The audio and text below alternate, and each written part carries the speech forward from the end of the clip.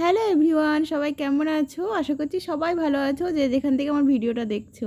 তো আমি সকাল সকাল চলে এসেছি দিয়াকে স্কুল দিয়ে কাকিমার বাড়িতে। তো কাকিমার বাড়িতে এসে দেখছি এই দাদাটা মাছ ধরছে পুকুরে, আর কাকিমা কি করছে চলো আর দেখি।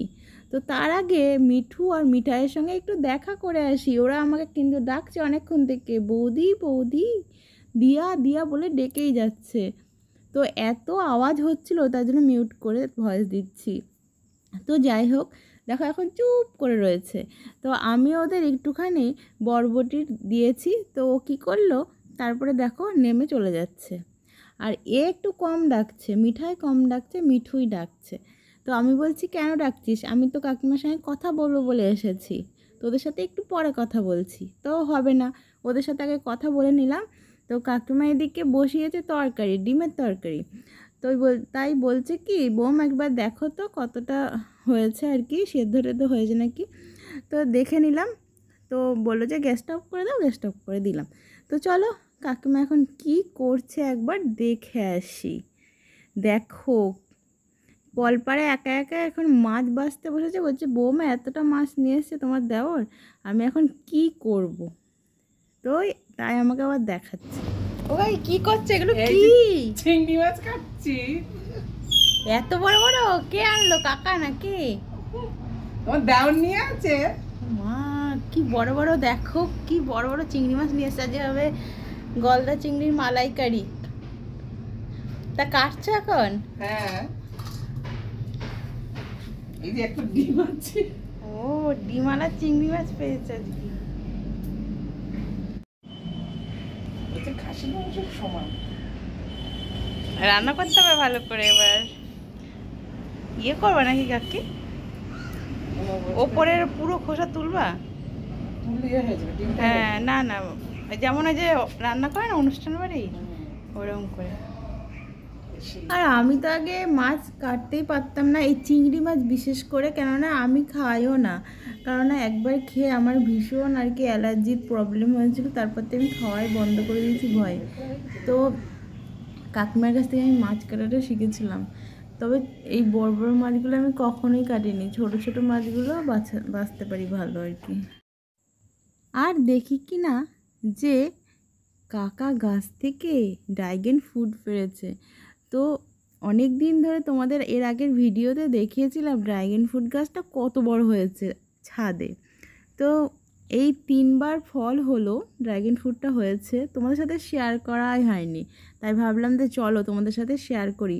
খুব ছোট হলেও খুবই টেস্টি, খুবই মিষ্টিও ছিল। কেননা জায়গাটা খুব ছোট, যেখানে আর কি লাগানো হয়েছে গাছটা, টবটা ছোট ছিল, তার জন্য ফলগুলোও খুব একটা বড় বড় হয়নি। আর কাকিমার দিকে কাটছে, আমি বলছি তুমি কাটো, আমি ভিডিও করি। আমার তো ভীষণ ভালো লাগে। তোমাদের কার কার এই যে ড্রাগন ফ্রুটটা ভালো লাগে অবশ্যই কমেন্ট করে জানাবে কিন্তু। বাড়িতে চলে আসলাম, তারপর স্নান টান করে একটু কাজ ছিল, করার পরে পুজো দিয়ে নিচ্ছি। আজকে এত ফুল পেয়েছি কি বলবো, গাছে এত ফুল হয়েছে যে মন একদম ভরে গেছে, যে এত ফুল হয়েছে। আর পুজো দিয়েছি, খুব ভালো লেগেছে আজকে। কি বলবো, একটু ফুল হলে তাও আবার নিজেদের গাছের ফুল, কি আর বলবো, দারুণ দারুণ লেগেছে। তো যাই হোক, এখন পুজো দিয়ে নেওয়ার পরে দিয়া বলছে যে খেতে দাও। তো ওকে খেতে দেব। দিয়া স্কুল থেকে চলেও এসেছে। আর এদিকে আমি রান্না বান্না করেছি বেগুনি, মাছের তরকারি আর মাছের মুড়ো দিয়ে মুগ ডাল, আর কাকিমাও চিংড়ি মাছের তরকারিটা দিয়েছিল। আর এখানে ভাতও বেড়ে নেব। হাজব্যান্ড চলে এসেছে, দুপুরবেলায় সবাই একসাথে খাওয়া দাওয়া করব। আর চিংড়ি মাছটা দারুণ ছিল, আমি একটুখানি টেস্ট করে দেখলাম। আর দিকে কাকিমা বলছে যে কেমন হয়েছে বলবে কিন্তু। তো কাকিমা তো ভিডিও দেখবে, আমি বলেই দিলাম যে চিংড়ি মাছের মালাইকারিটা অসাধারণ হয়েছে। আর হাজব্যান্ড বলছে আজকে বেগুনি বানিয়েছো, তার মধ্যে আবার মাছের মুড়ো দিয়ে আর কি মুগ ডাল, জমে যাবে খাবার দাবার। তো যাই হোক, একেবারে খাওয়া দাওয়া করে নিয়ে দিয়া এবার বায়না ধরেছে ঘুম থেকে উঠে সন্ধ্যাবেলায় বাজি ফাটাবে। তো কাকারা যথারীতি বাড়িতে আছে, মানে দিয়ার কাকারা। এখন ভেবে পাচ্ছে না কোন বাজিটা ফাটাবে। চটপটে এখন তুবড়ি ওর দেবা বাজি না? ফাটাবে বলে সব বাজিগুলো সাজিয়েছে। রানু তো দাদু বাজিয়ে এনেছে। ধরো। আরে ধরা না এটা। আরেকটু আগে আয়। চলে, চল যাবে।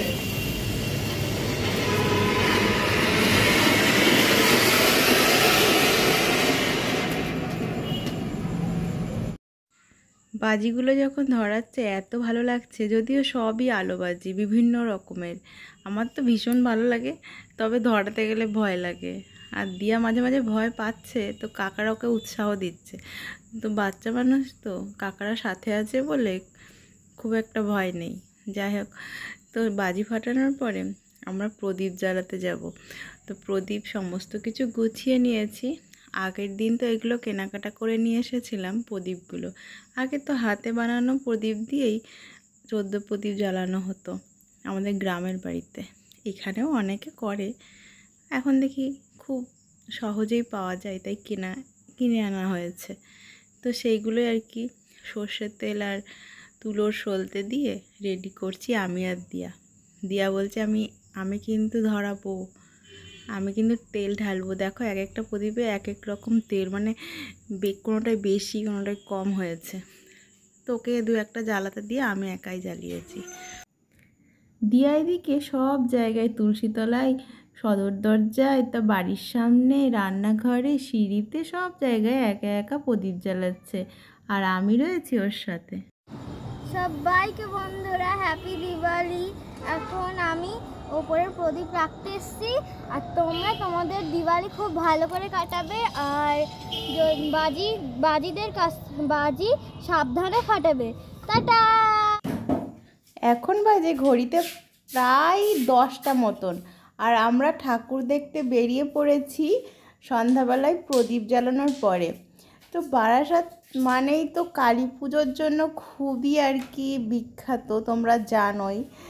আর এখানকার লাইটিংগুলো অসাধারণ হয়েছিল। আর দিয়ার বায়নার জন্য আজকে ঠাকুর দেখতে বেরিয়েছি, না হলে ভাবছিলাম আজকে আর আসবো না, কালকে আসবো। আর আমার তো এখন এসে খুবই ভালো লেগেছে। দিয়া যে বায়না করেছিল তার জন্য আমি এই লাইটিংগুলো দেখতে পাচ্ছি, আর খুবই ভালো লাগছে। আমরা কালী পুজোয় আগে একদিন ঠাকুর দেখতে বেরোতাম, আর এখন 3 দিন 4 দিন যে কদিন থাকে প্রতিদিনই বেরায়। আর এত ভালো লাগে এই উৎসবের এই 3-4 দিন। তো আমরা একটা পুজো প্যান্ডেলে চলে এসেছি, আর এখানে এত বাঁশি বাজাচ্ছে যে 1 সেকেন্ডের জন্য দাঁড়াতে দিচ্ছে না। তার মধ্যে একটুখানি ভিডিও করে তোমাদের সাথে শেয়ার করলাম এই পুজো মণ্ডপের ভেতরটা। আর এখানে তো খুব সুন্দর হয়েছে মাতৃ প্রতিমা। তো চলো এখন একটু খাওয়া দাওয়া করে নেওয়ার পরে আবার ঠাকুর দেখব, কেননা সন্ধ্যাবেলায় বেরিয়েছি, চাও খাইনি। আর দিয়া বলছে ছোট ছোট ভুক লেগেছে, সেই জন্য একটু খাওয়া দাওয়া করবো। আর এখানে প্রোগ্রাম শুরু হয়ে গেছে, ঐন্দ্রিলা আর অঙ্কুশ এসেছে। সমস্ত সুন্দরী দিদিরা এখানে আছেন, ওনাদেরকে বিশেষ বিশেষ করে ধন্যবাদ যে আমাদের দুজনকে এখানে নিয়ে এসেছেন। ভালো তো অন্য জায়গায় তো ভালো, তোমরা তো সেটা সুযোগই দিচ্ছ না। কেউ ভালো না, কেউ ভালো না। দাওরাস, থ্যাংক ইউ সো মাচ। ভীষণ ভীষণ ভালো লাগছে। রেজিমেন্ট ক্লাব তার সকল সদস্যকে, সকল মেম্বারদেরকে অনেক অনেক ধন্যবাদ। এবং একটা ছোট ভিডিও ছিল।